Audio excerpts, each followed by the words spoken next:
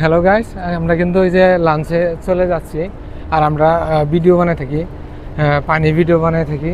তো ভিডিওগুলো দেখে অনেকে কিন্তু ধাক্কা মারে, কিন্তু আসলে আমরা যে ভিডিও বানাই অনেক কিন্তু কষ্ট হয়ে থাকে, অনেক কষ্ট হয়, কিন্তু আপনারা কিন্তু ধাক্কা মারে থাকেন, অনেকে ধাক্কা মারে থাকেন ভিডিও দেখে। আমি চাই যে ভিডিওটা দেখে ভালোবেসে পাশে থাকবেন আমাদের, আমি কিন্তু এটা চাই। কিন্তু সকলে কিন্তু একটা আশা নিয়ে কিন্তু ভিডিওগুলো বানায় থাকে, আশা ভরসা সবারই আছে। কিন্তু আপনারা যদি ভিডিও বানান, কিন্তু আমরা কিন্তু দেখে লাইক কমেন্ট শেয়ার করে থাকি। কিন্তু ভাই আপনারা দেখতে পাচ্ছেন এই যে পুরো দৃশ্য, আমার গার্মেন্টসের থেকে আমরা লাঞ্চে চলে যাচ্ছি, খাইতে আবার কিন্তু চলে আসবো সুন্দর মতে, ফিরে আসতে পারি খেয়ে দিয়ে। তো আপনারা আমাদের সবসময় পাশে থাকবেন, আমরাও সবসময় আপনাদের পাশে থাকার চেষ্টা করব না, সবসময় পাশে থাকবো ইনশাল্লাহ, এটা আশাবাদী থাকবেন। কিন্তু এই যে ভিডিওটা করি কিন্তু ভাই অনেক কষ্ট করি, সবাই যারা ফেসবুক ফর্মে কাজ করে ভাই এটা আশা ভরসা নিয়ে এই কাজ করে।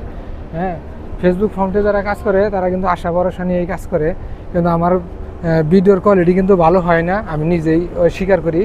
আর হইতেছে ধরেন আমার ক্যামেরাটা ভালো না, ক্যামেরাটা যদি ভালো থাকতো তাহলে কিন্তু ভিডিওটার ফোকাসটা কিন্তু সুন্দর হইতো। কিন্তু আসলে কিন্তু ভিডিওটা কিন্তু আমার ক্যামেরা মোবাইলটা চেঞ্জ করবো যে আমার কাছে কিন্তু টাকা পয়সাও নাই, অনেক কষ্টই চলতেছি। তে আপনারা ভিডিও দেখে ভালোবেসে পাশে থাকবেন। আর একটা কথা হইলো, আপনারা কষ্ট করবেন, নিজে কষ্ট করবেন যে ভবিষ্যতের জন্য, যে আপনাদের বাচ্চা কাচ্চা আছে, ছেলে মেয়ে আছে, তাদের যাতে সামনে কষ্ট না হয়।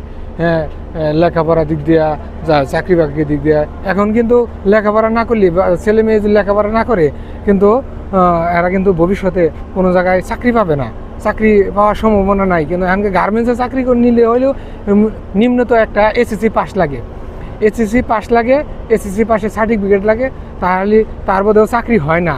অনেকে আইএ বিএ পাস করে গার্মেন্টসে কিন্তু গেটে চাকরি হয় না। কিন্তু আপনারা ছেলে মেয়েদের জন্য লক্ষ্য রাখবেন, তারা সুন্দর মতে আপনারা দুনিয়াতে বেঁচে না থাকলেও তারা আপনাদের জন্য দোয়া করতে পারে, যে চাকরি করে আপনার রসুলাই কোনো একটা ব্যবসা বাণিজ্য করে, বাবা মার রসুলাই কিন্তু ছেলে মেয়েদের সামনের দিকের ভবিষ্যৎ থাকে। কিন্তু আমরা কি জানেন, আমার বাবা ছিল গরিব, আমি লেখাপড়ার খুবই ইচ্ছা ছিল, কিন্তু ওই লেখাপড়া কিন্তু করতে পারি নাই, শুধু এই টাকা পয়সার কারণে, গরিবের কারণে দিন খাইছি।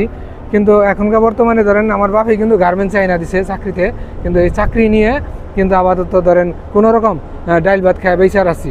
ভালো থাকেন, সুস্থ থাকেন, আসসালামু আলাইকুম।